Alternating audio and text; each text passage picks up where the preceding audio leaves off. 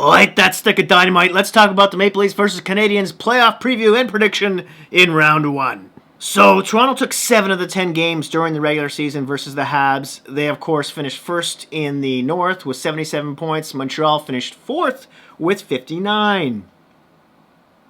59. The Rangers and the Stars finished with more points than that, and they're missing the playoffs.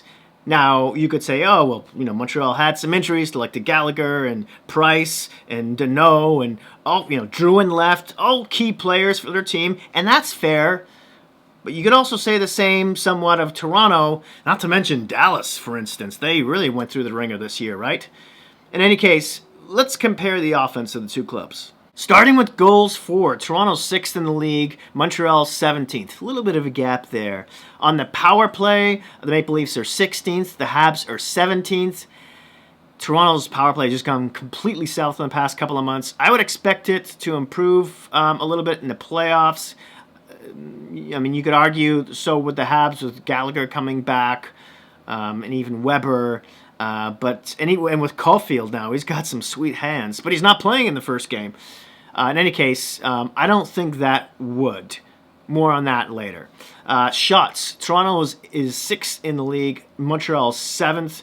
Face-off win percentage. The Maple Leafs are 10th. The Habs are 24th. Hits per game. Habs are actually first in this category. Toronto's 27th. Although, of course, the Maple Leafs play a heavy possession game. That explains part of that. 20-plus goal scorers. Toronto's got 2 of them with Matthews and Marner.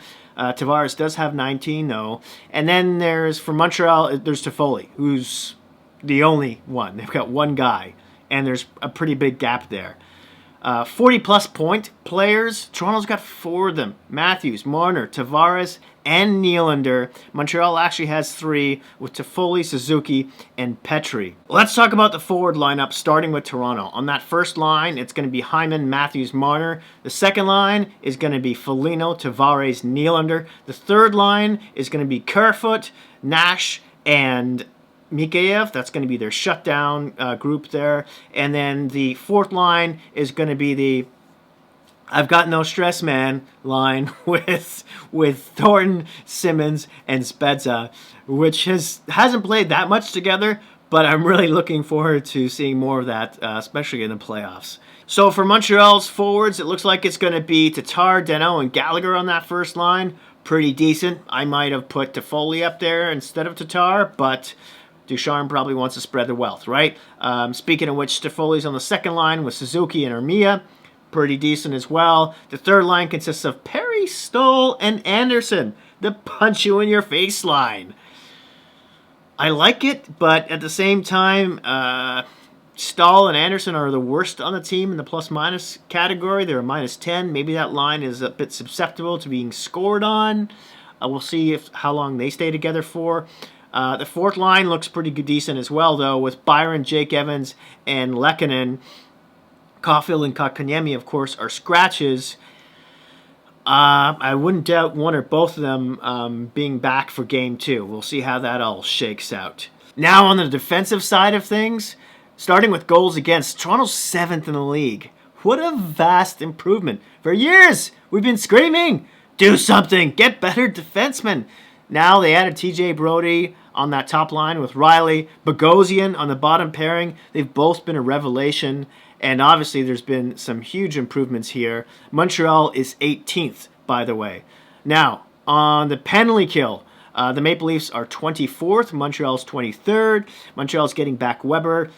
And will we get playoff Price? That's a conversation for later. But that could improve the penalty kill. For Toronto, Riley Nash, one of the best defensive centers in the NHL, will be starting for them in Game 1.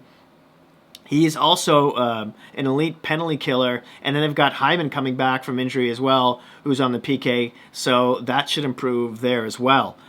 Block shots, I know no one cares about this, but Toronto's 19th and Montreal's 20th in the league. For the defensive pairings, starting with Toronto, it should be Riley and Brodie, then Muzzin and Hull, their shutdown pair, and then Sandin and Dermott.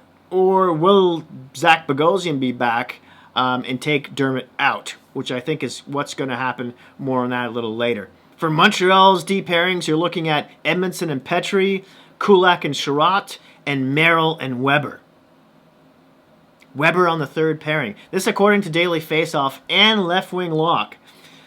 This leads me to believe maybe Weber is still playing with an injury. And then, of course, there's the healthy scratch in Romanov, right? This overall defense doesn't look very mobile to me. I had to let the cat out. He's so needy. Goaltending.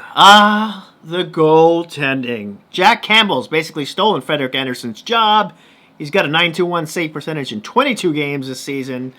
No playoff games, but he's got a pretty big draft pedigree to live up to, and I think he's going to do it. Andersen in 24 games this season was an .895. In the playoffs, though, last 2 seasons, he's been a .936 and .922. However,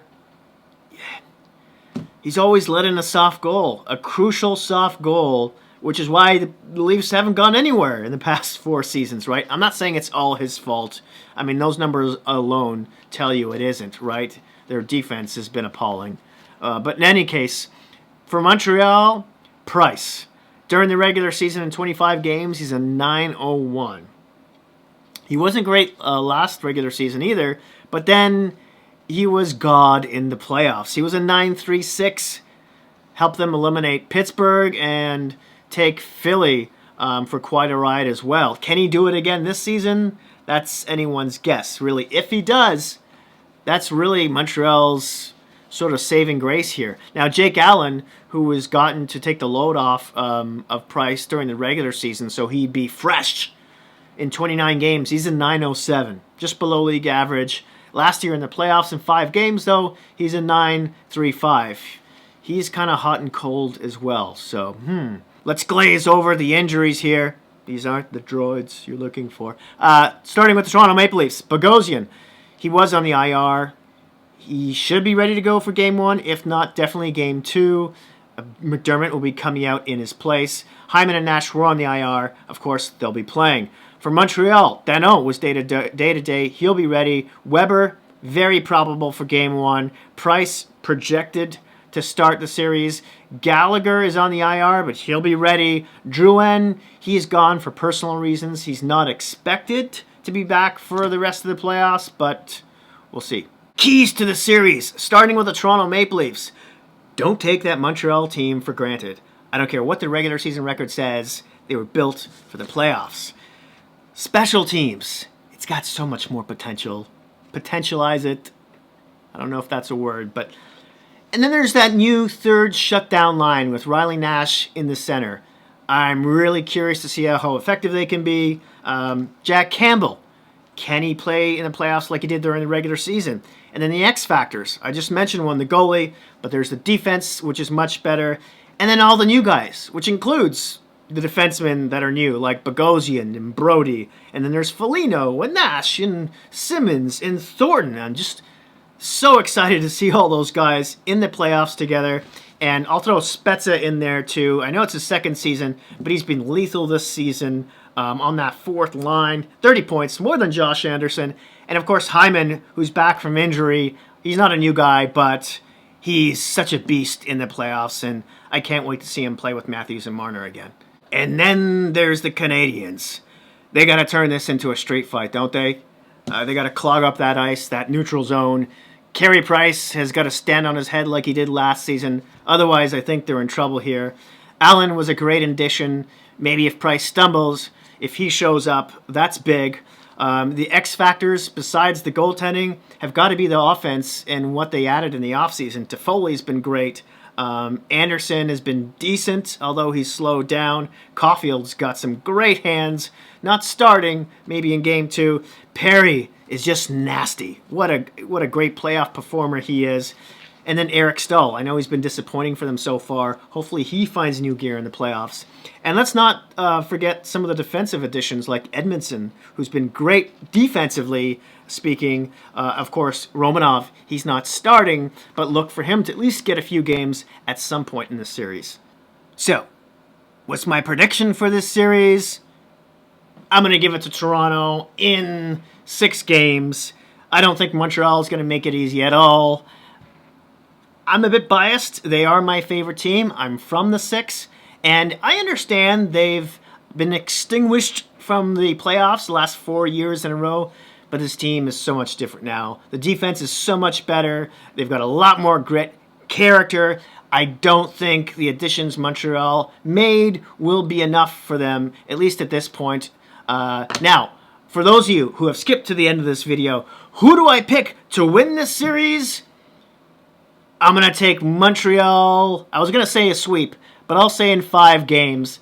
You know, Jack Campbell is not a bad goalie, so that's my reasoning behind that. Thank you so much for watching. Please don't forget to like, subscribe, hit that notification bell, which will alert you when my next video comes out, and it'll be about the Edmonton versus the Winnipeg. You can also find me on social media under Instagram, Facebook, and Twitter. You'll see that connection in my description box below. Thanks again so much for watching. Please don't forget to be kind to each other out there in this crazy world we're living in right now, and I'll see you soon.